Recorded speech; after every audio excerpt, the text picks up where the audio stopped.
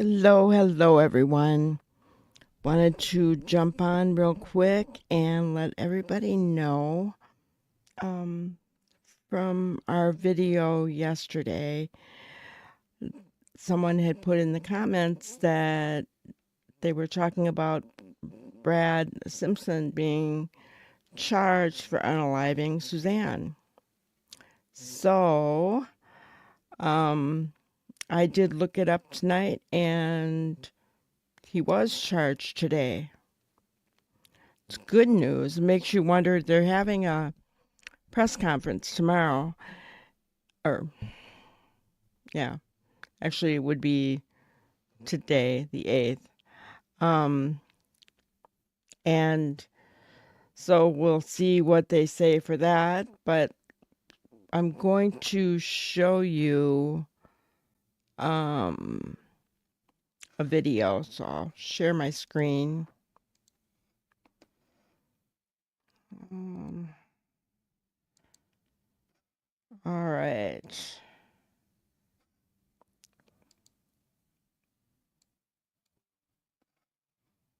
We start tonight with breaking news. A big development in the Suzanne Simpson case. More than a month since the Almost Park mother disappeared, her husband has since been charged with murder. News 4 San Antonio's Jordan Elder is live at the Bexar County Jail with the very latest developments on this case. Jordan, good evening. Jonathan, this obviously is not the development that Suzanne's loved ones and community wanted to hear, but it could potentially help bring some closure and some answers. Brad Simpson now charged with her murder. He is here at the Bexar County Jail tonight. It's important to note, though, sources tell us her body has not been found. We're told that investigators believe they had enough evidence to proceed with these charges anyway. We also know Brad Simpson was taken out of the Bexar County Jail this afternoon at about 1:15, moved to a DPS facility here in San Antonio for questioning. It's unclear what that questioning was about and if he cooperated, because we know as this case has gone on, he had not been cooperating with law enforcement. He was returned to the jail at about 3 p.m. Now, with these charges added on, his total bond is now up to $5 million. And we mentioned getting answers. We requested the affidavit that would lay out what evidence police are using to bring these charges against Brad Simpson, but we were told that it's sealed for 30 days, and that means you and I can't see what's in it. Mariah Medina on the News 4 I team is going to break down some of why that may be a little bit later in the show. But for now, reporting live, I'm Jordan Elder. All right, Jordan, thank you for that. In fact, we do have more information on that angle of the story. It could be a month before we get any idea of the new evidence that investigators have gathered to charge Simpson with murder. That's because, according to the Bexar County Magistrate Clerk's office, the murder arrest affidavit was filed under seal. They say the affidavit will be under seal for 30 days and can't be released to the public. That document will have all the details that investigators believe support the murder charge against Brad Simpson. Criminal defense attorney Shannon Locke, who isn't directly involved in this case in any way, says it's very unusual for arrest affidavits to be filed under seal, but that they can only keep documents under seal for a limited amount of time. In this case, that'll be 30 days.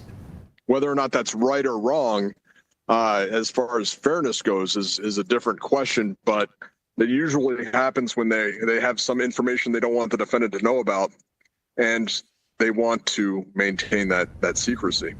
Our team coverage does continue tonight with new details today involving another player in this case. Brad Simpson's longtime business partner, James Cotter, had his bond reduced today. News 4 San Antonio's Taylor Whartonby is live with the update and what this could mean for the case. Taylor? Jonathan, today a judge reduced James Cotter's bond from $1 million to $1,000. This 65-year-old was arrested on October 22nd for evidence tampering and weapons charges in connection to the Simpson investigation. This bond reduction comes after a hearing on Monday where his attorney argued his combined $1 million bond was excessive. He said the high bond amount was something he's never seen in his years of practice. If he does come up with the money, he will need to give up his passport and be under full GPS house arrest. We reached out to Cotter's attorney for further comment, but have not heard back. Jonathan, back to you. All right, Taylor, thank you for that. And his bond has actually been reduced to $100,000 in this particular case. You can go to our YouTube page right now for more coverage on the Suzanne Simpson case. We're also planning a special discussion on this case. That'll be live on YouTube at 6:45 tonight. Jordan Elder, Robert Price, along with Mariah Medina and Yami Virgin will be discussing this case from all of the angles that we have so far. So be sure to join us then. We start tonight with breaking news. Okay. Whoops. So, we heard it, right? So they must have some kind of information, either that or I'm thinking, did Cotter talk? Because now Cotter's bond has been reduced way down. So it makes you wonder if he talked, if he knew something, he talked. They also talked to Brad today. Did he give up anything? You know, were his family able to get through to him? You know, we know that his brother Barton, you know,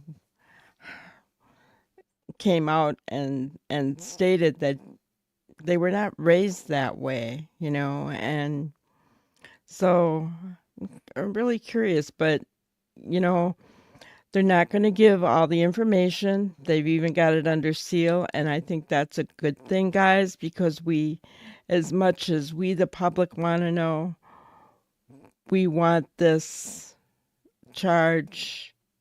If Brad did this, we want it to stick.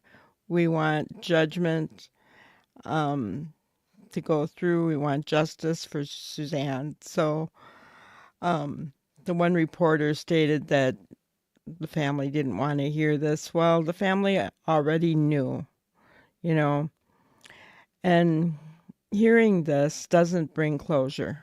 I'm sorry, it really doesn't. It'll bring them some peace when they've got Suzanne's body home. But I don't think that you ever get closure from something horrendous as this, right? Anyway, we'll stay tuned on this story. It seems like a lot's going down pretty quickly. And then it's a hurry up and wait game, right? So keep Suzanne's children in your prayers, her mother, sister, the family, and including, you know, Brad Simpson's family. They're hurting through this as well. So we'll see you guys on the next one. Thank you for watching another episode of Granny's Crime Busters. We really appreciate each and every one of you. Don't forget to subscribe and like and even share the content. You can follow us on any of our other social media platforms at YouTube, Twitter, Instagram, Facebook, and TikTok.